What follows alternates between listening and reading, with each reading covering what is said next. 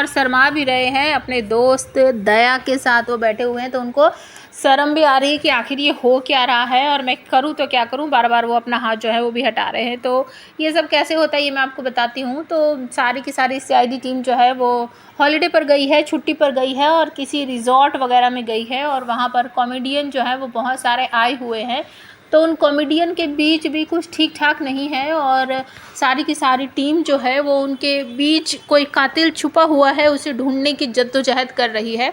तो अभिजीत, दया और बैठी हुई है होटल की मैनेजर। तो जो आ रहे हैं कॉमेडियन वो अपने बारे में कुछ कुछ जो है वो बातें बता रही है होटल की मैनेजर अभिजीत को और दया को। तो दया जो है वो बिल्कुल मैनेजर के बगल में बैठे हैं। तो जब भी वो किसी का इंट्रोड्यूस करवाती है या उसके बारे में कोई बात बताती है ना, तो बार बार वो हाथ टच करती है अभिजीत का, जिसकी वजह से अभिजीत थोड़ा सा घबरा सा जाते हैं, शर्मा सा जाते हैं, अपना हाथ हटा लेते हैं बार बार। और आपको ये भी देखने को मिलेगा कि बगल में ही दया बैठे हैं, तो वो भी ये सब कुछ देख रहे हैं। मतलब अभिजीत घबरा रहा है, शर्मा रहा है, और ये सब कुछ दया देख रहे हैं।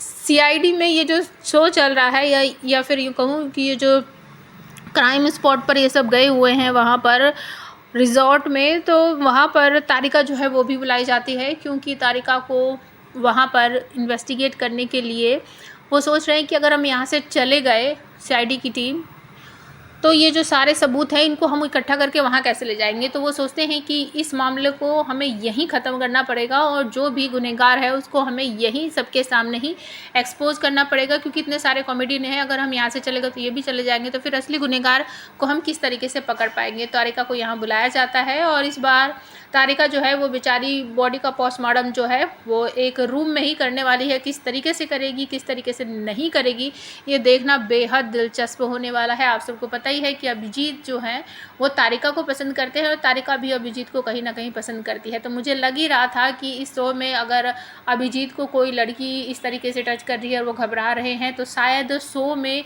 फिर से री एंट्री होगी तारिका की, और बिल्कुल वैसा ही हो गया है। तो आप हमें कमेंट करके बताओ, क्या अभिजीत और तारिका के बीच सब कुछ पहले जैसा नॉर्मल हो पाएगा या नहीं। प्लीज़ कमेंट्स ज़रूर करना।